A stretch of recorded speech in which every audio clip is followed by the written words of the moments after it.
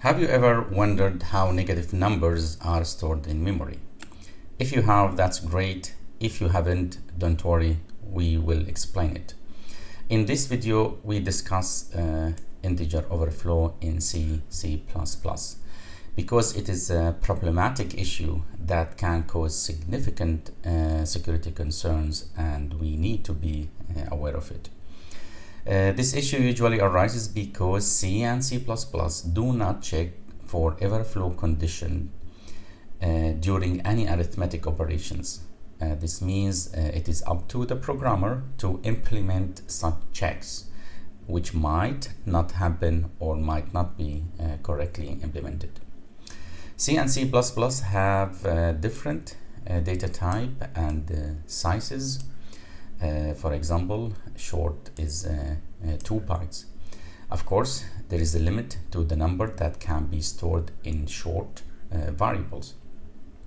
For example, you might ask, what happens when a counter exceeds the 2 bytes limit, or when multiplying two short numbers and the result is larger than the maximum of short data type. This kind of issue we will show in this video. I have created the exercises, so let's jump to the C code. Here I have the main function. Then there are three different signed char variables: sensor1, sensor2, temperature, and sum. The idea is the program asks the user for the temperature of the sensor1 and then uses scanf to store it in sensor1 temperature.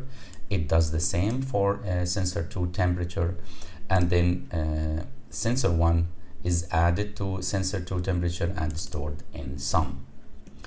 Then we have here a if statement which checks if sensor1 temperature greater than 0 and sensor2 temperature greater than 0.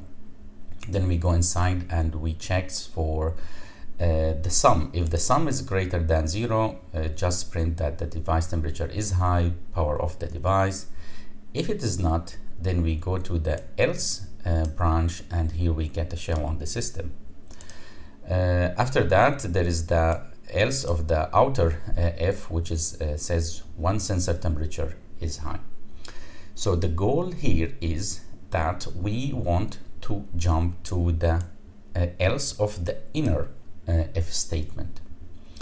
Mathematically speaking, this is impossible, because when we add positive number to another positive number, the sum is always positive number. However, because here we are dealing with C, it is possible that we be able to jump to the else branch. So before I go to the solution, if you want to give it a few seconds to think what the conditions might be in order for us to jump to the else and get a shell, feel free to do that.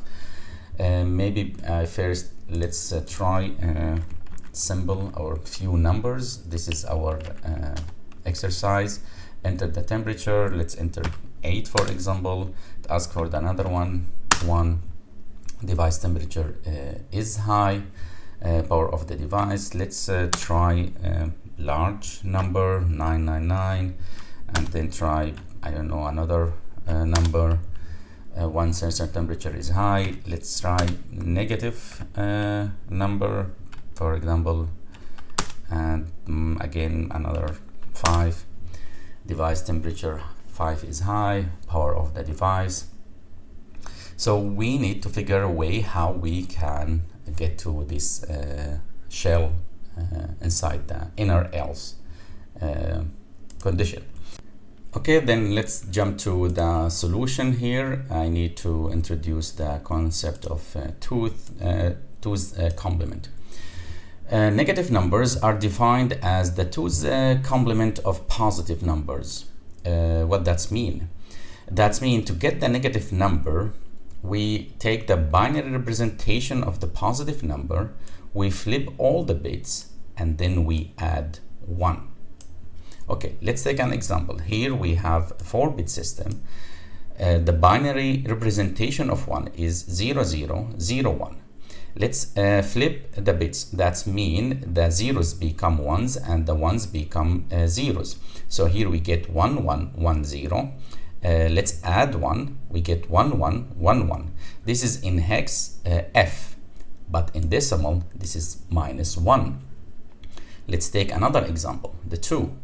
The binary representation is 0, 0, 1, 0. Flip the bit, 1, 1, 0, 1. Add 1. We get 1, 1, 1, 0, and this is the hex E, and in decimal this is -2. So remember, anytime you are reverse engineering binary or firmware and you see the value F there, check the variable. If it's unsigned, then this is 15, but if it is signed, then this is -1. I have here an image that clearly illustrates the tooth complement for this 4-bit system. You see here are the range of positive number from 0 to 7. Here the range for negative number from -1 to -8.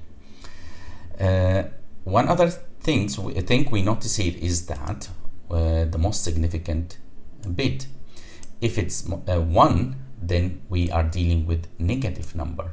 If it's 0, then this is a positive number. So this is also how can we distinguish between positive and negative numbers in case we are dealing with signed data type. Okay, let's get back to our example. Here we were dealing with the char values. How can we find the minimum and the maximum numbers that's stored in a data type? Here, let's first try with the unsigned char. The minimum, of course, it's 0. This is unsigned. And the maximum, it goes from 2 to the power n, then -1. N is the number of bit. So that means it goes 2 to the power 8 -1. This is 255, or FF in hex. For the signed char, for the minimum, it goes from -2 to the power n -1. That's mean -2 to the power 7, and this is -128, or 80 in hex. For the max, it goes from 2 to the power n -1, then 2 to, that means 2 to the power 7 -1, and this is 127 and 7f in hex. So what are the conditions now to solve our exercise? We need both sensor 1 temperature and sensor 2 temperature need to be positive. That means their most significant bit is 0. However, when we sum these two numbers, the result should be a negative. So it should be, the most significant bit should be 1. So if we go back again here to this picture, we need to add two numbers from this range. However, the result should take us to this range, to the negative value. The easiest solution would be if you take the largest value in the positive side, the positive range, then add 1, then we will jump to the negative side. Let's see that in action. Let's run again. Enter the temperature of sensor 1. We said the max value for signed char is 127. Okay, let's add just 1. That's mean we will jump to the negative value. Let's see. ID. And as you can see now, we get the shell.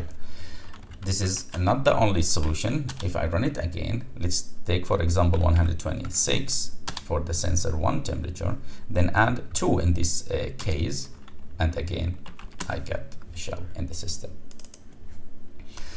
So in this exercise, we learned how negative numbers are represented in the memory, how we calculate the minimum and the maximum of the data type, and we saw how when we added two number in the positive range, the value overflow to the negative range, and we were able to call the shell on the system.